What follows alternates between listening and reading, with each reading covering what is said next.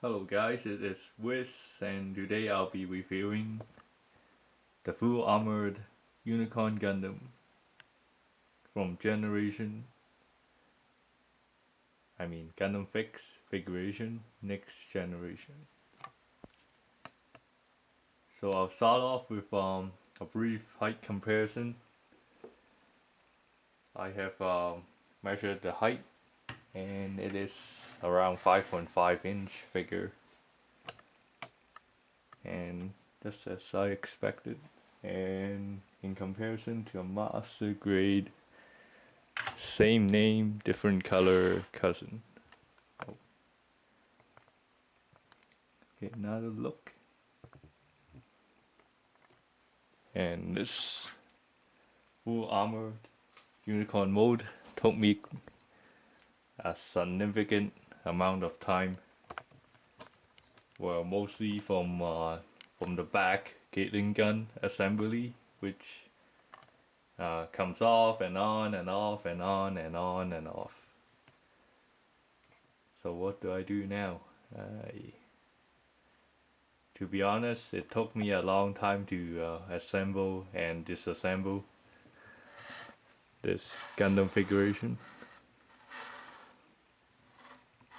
And from what I have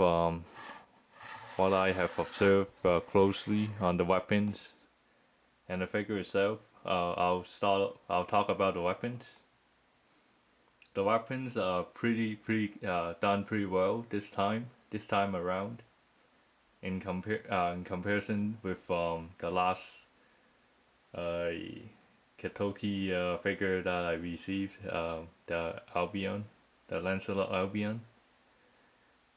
But the minor problem with this line would be those pesky seam lines that they glue together, and they do not sand it down. But it is expected.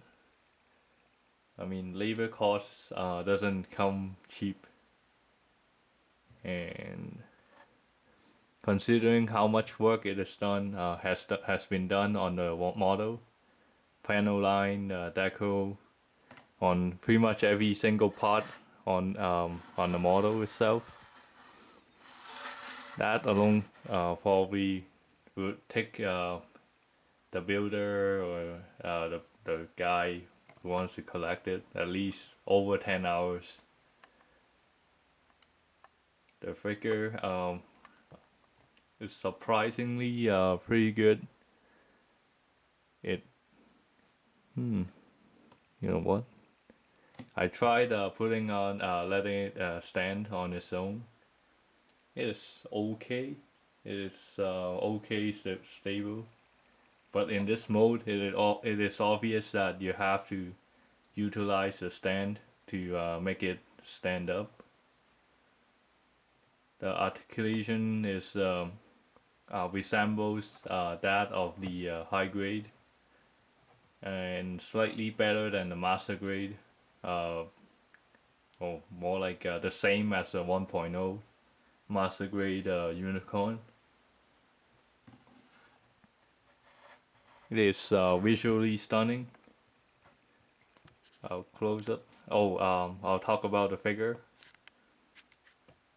The figure, I can find only a few painting app problems, but from your visual view, there's only just one here, and there's a little bit of excess paint that I pick out because I'm nitpicking. And the seam line, as seen on this video, seam line. This thing is outrageously big for 8,000 yen. Let me zoom back. 8,000 yen. I kind of like it, to be honest. If you want this variation, you would either go for the master grade and then having to spray paint the resin kit that you order from elsewhere, and that amount of work is a bit over the top, but this configuration does that job with a smaller scale and cheaper.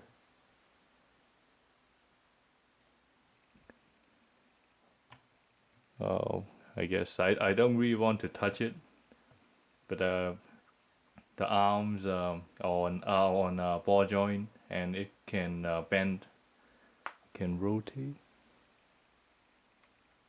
I don't think it can rotate at the shoulder, but it can bend about a little bit over 90 degrees, and the legs same a bit over 90 degrees, and rotate at the thighs right here.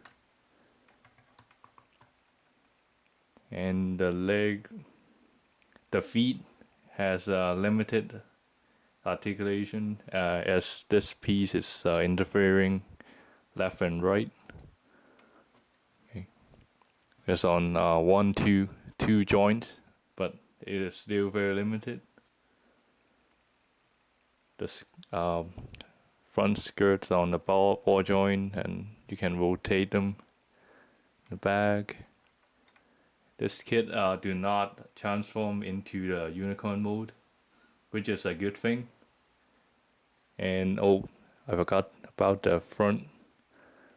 The arms, this part can move forward, which is very cool.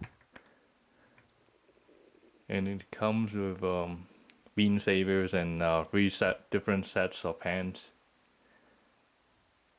And all of these parts are detachable. The shields, there's two fixed at the opening, and the back shield can spread out.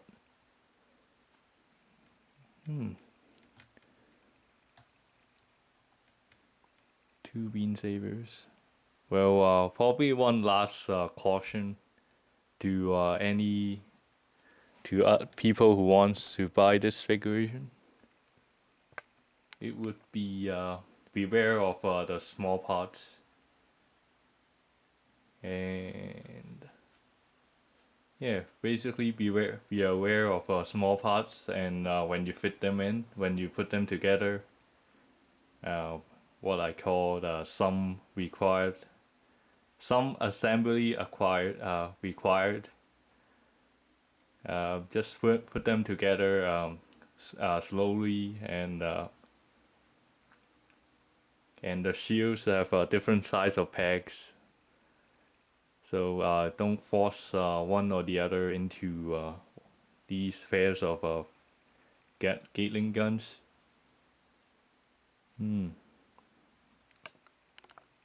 Any last words from Wiz? Well, I just like it. I like the design, I like the armory. This many weapons on Gundam is even better than this guy.